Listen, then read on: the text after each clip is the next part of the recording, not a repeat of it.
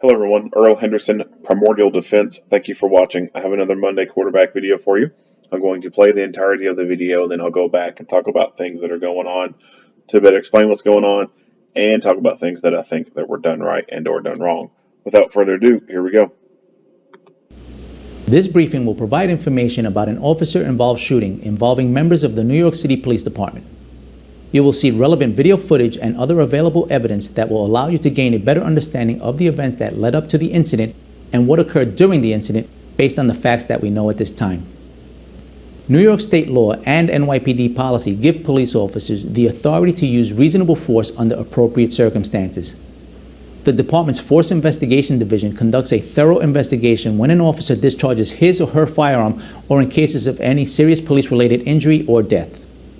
Sometimes these investigations can require as much as a year or longer to complete. Our understanding of the incident may change as additional evidence is collected, analyzed, and reviewed. Investigators are typically required to interview multiple witnesses several times, review many hours of video footage, and analyze a significant amount of forensic evidence. The images and information you are about to see may be disturbing. When a police officer uses force to take a person into custody or defend against an attack, the images can be graphic and sometimes difficult to watch. There may also be strong language recorded in the videos you are about to see. Viewer discretion is advised, especially for young children and sensitive viewers.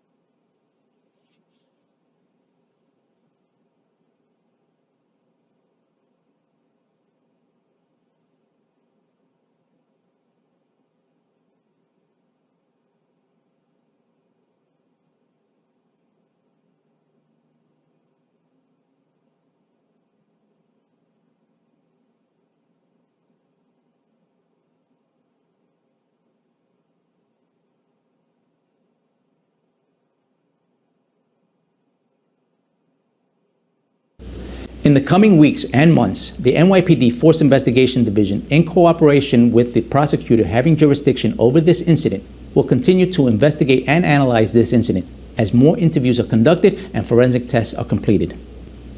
After the investigation is complete, the facts of the case will be presented to the First Deputy Commissioner's Use of Force Review Board, which will evaluate the evidence to determine if the use of force applied in this case was justified and within department guidelines.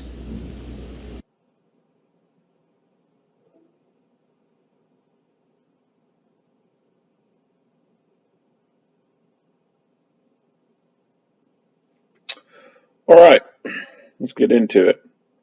This was a rather short video. Didn't have a whole lot of information in it.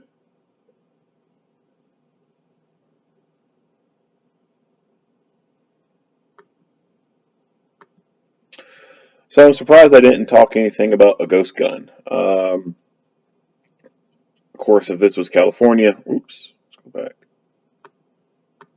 Of course, if this was California, they would have been all about talking about ghost gun this, ghost gun that.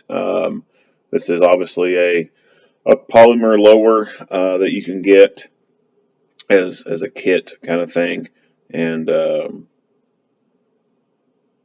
I guess they're just popular. Not much else to say about that.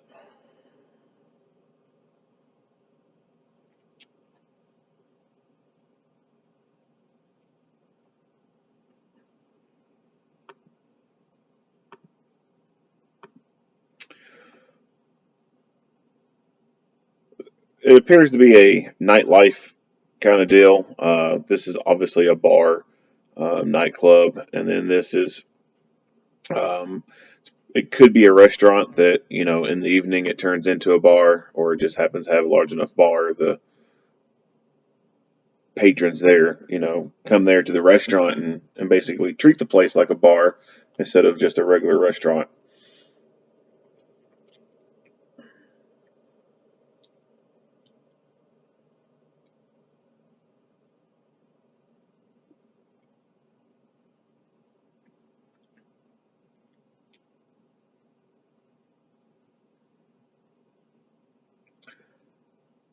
You'll see a bunch of security come out.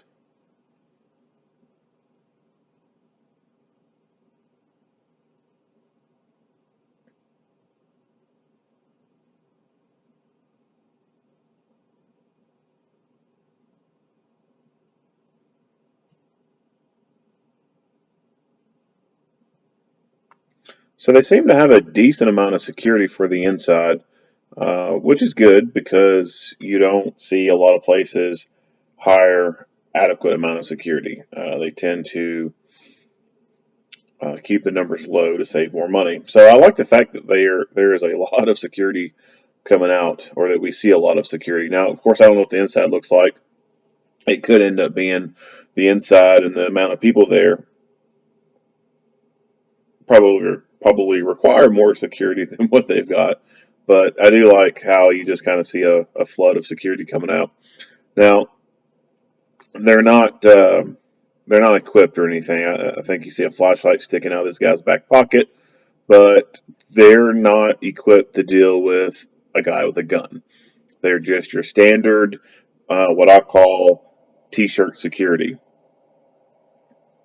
They're unarmed. They're your cliche bouncers, so to speak. Now, this was I found interesting. So security works at dispersing the group, and these two police officers just position themselves on the sidewalk and they don't get involved.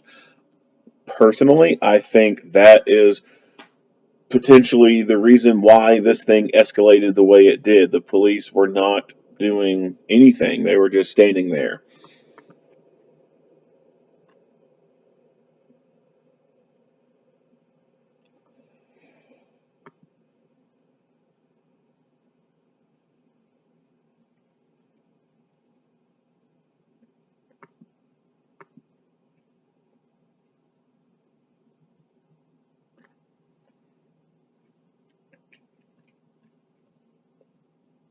Now, where exactly they were positioning themselves on the sidewalk, in relation to this.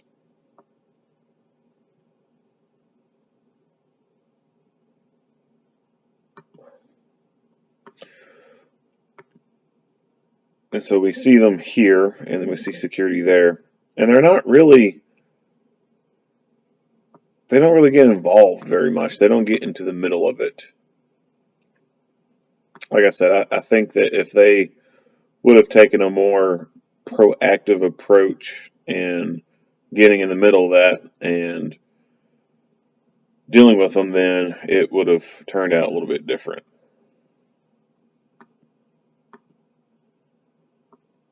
So you see officer here and officer there. It's like, why do you stand this far back when you know this crowd? Like, in the history of drunk people, what fucking group of people fighting each other who are right there in each other's face ever just, separate, like, oh, well, you know what we're doing is stupid, guys. Let's just go our own separate ways. Like, that never happens. They have to be physically separated, and I just think that these officers failed at doing that.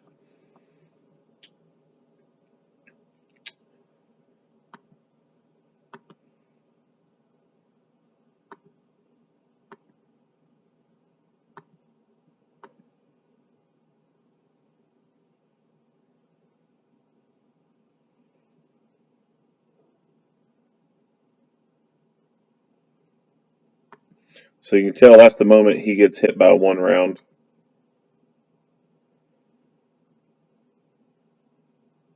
And then, boom.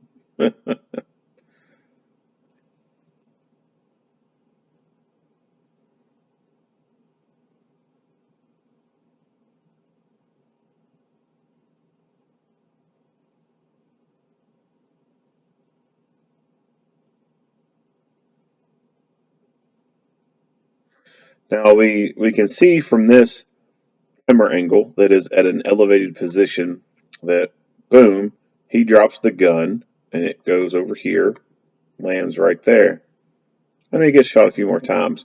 From that officer's perspective, at more eye level, this fence could have concealed his view of this guy's gun. He never would have known that he'd actually dropped the thing.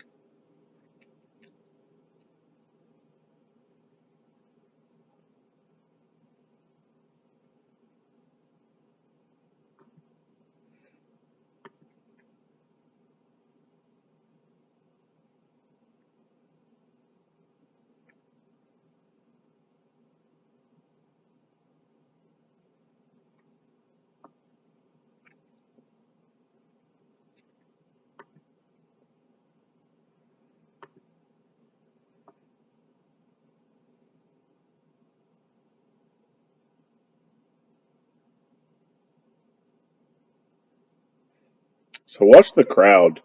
Um, Crowd coming out, their security. Just watch these people. Just ignore the gunfight that's going on in the back, but just watch the people as they react to the gunfight.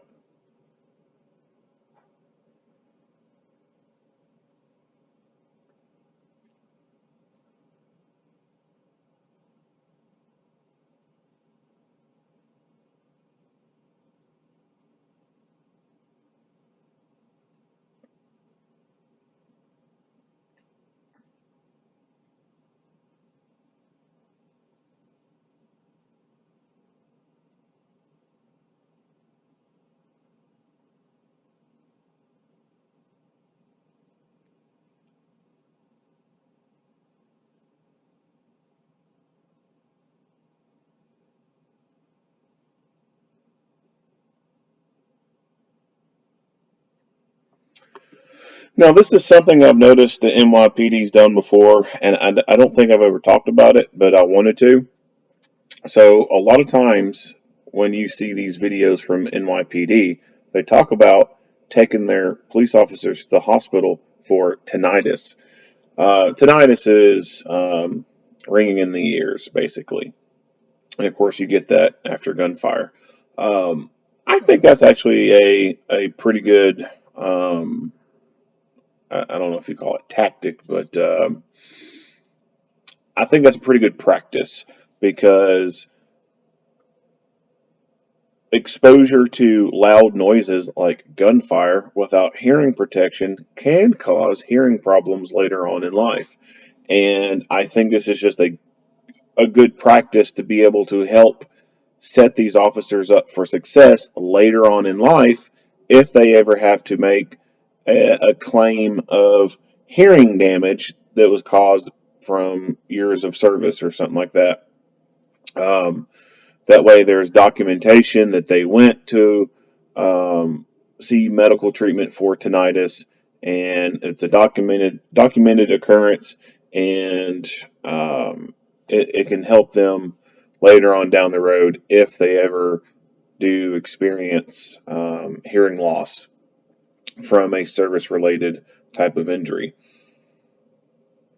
Now, I wonder if this is just an agency directed kind of idea or if this was a police union kind of an idea.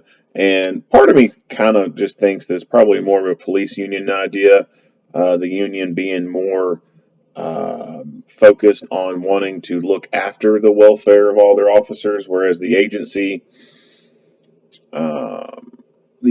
has people in positions of power within the managerial aspect who would probably be less inclined to want to send someone to the hospital and take them off the road just because they have some ringing in their ears.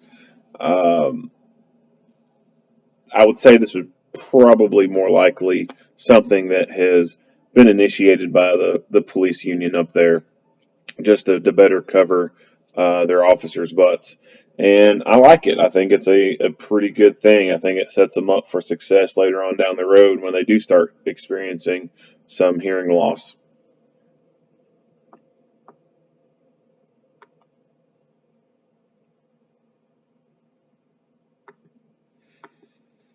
So we don't see much from the video, and they never activated their cameras to begin with. Now they're outside a bar. There's a fight going on. At this point, the cameras should have already been activated. I mean, there's probably going to be a very high likelihood of police involvement when people start acting stupid outside of a bar. You might as well just go ahead and start turning the damn camera on. But for whatever reason, he fails to turn the camera on.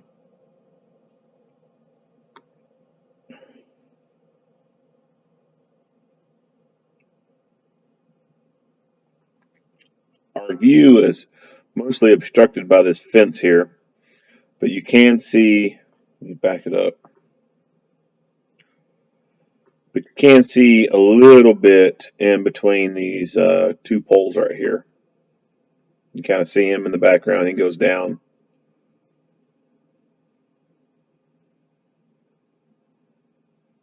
And then, boom, that's about it. Now, he is using an older gun. So there is no option to add a light for this gun. I think it would be better if he could have a light affixed to this gun, but I don't know why he's using this gun. I can only imagine that as big as NYPD is, they probably have a whole armory of like guns that they've had from over the decades, and this was probably one of them that the person chose to use, or it could be the only one that the agency was able to issue to this person. I don't know. I don't know much about how they do their guns for NYPD, but it's obviously an older gun with the inability to attach a tactical light to it. And if you're going to be working nights, even if you're in an urban environment with lots of artificial light from street lights and stuff like that, you're still going to need a weapon light. And it's 2021. There's really no good reason or excuse for not having a tactical light on your gun.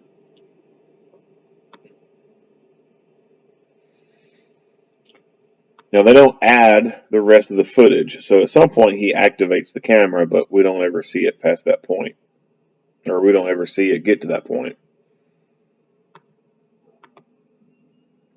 Second officer seems to go down this way to see if he can maybe get a different vantage point, but it's nothing but construction fence all the way down. So he decides to head on back.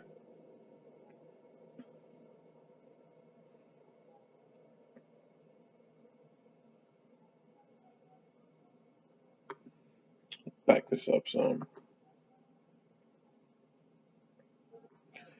So this right here tells me that this guy has not had a lot of sufficient firearms training. And if he was put through firearms training, then he fell through the cracks. Because with a semi auto gun, there's no reason why you should be putting your thumb right behind the slide. If he ended up having to shoot, then that slide's going to hit his thumb. It's not going to be an end of the world thing for the thumb.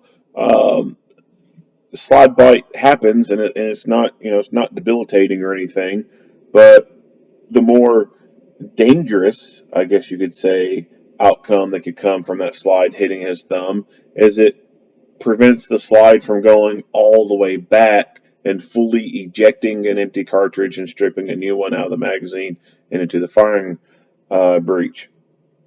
So that's the biggest threat right there, is just impeding the slide's ability to go all the way back. Um, Slide bite is kind of a secondary issue, if you can even call it an issue. So that right there tells me lack of training.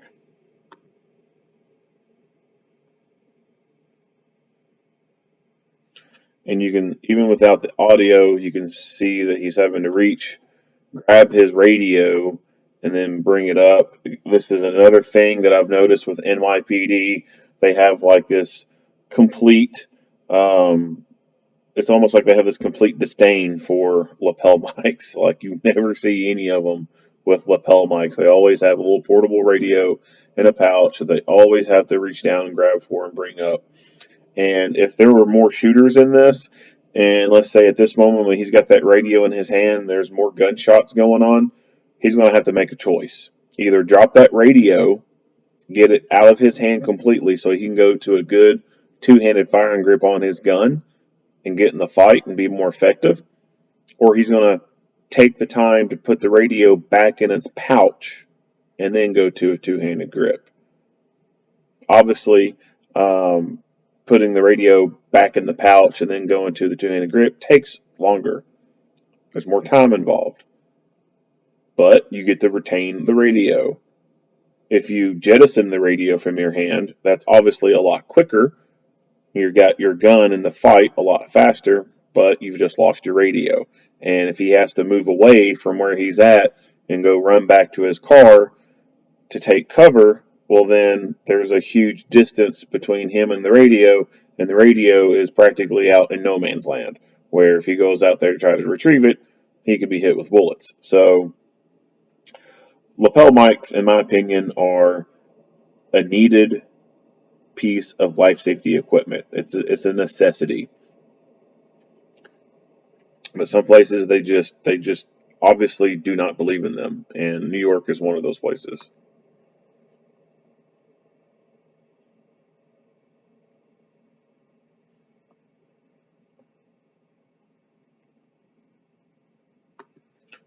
We don't see much of anything else in this. You see the officer cross the fence here.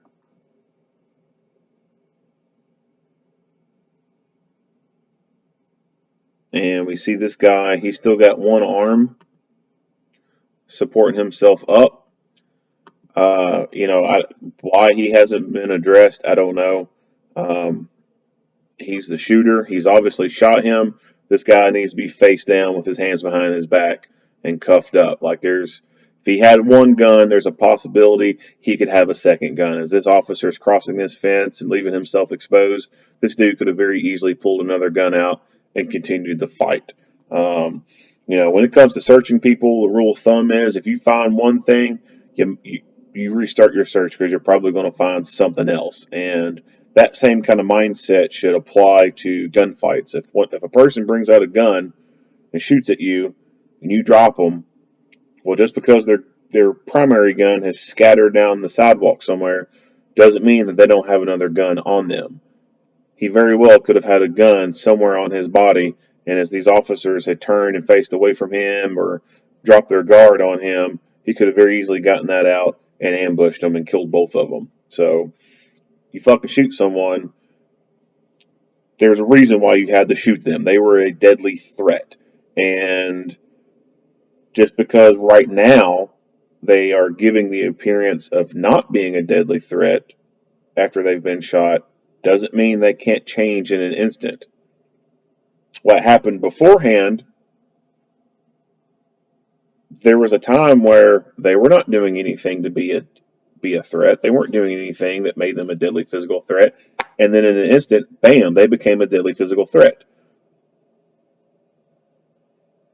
It could happen later on after they've been shot. So anybody that's been shot they need to be handcuffed without a doubt.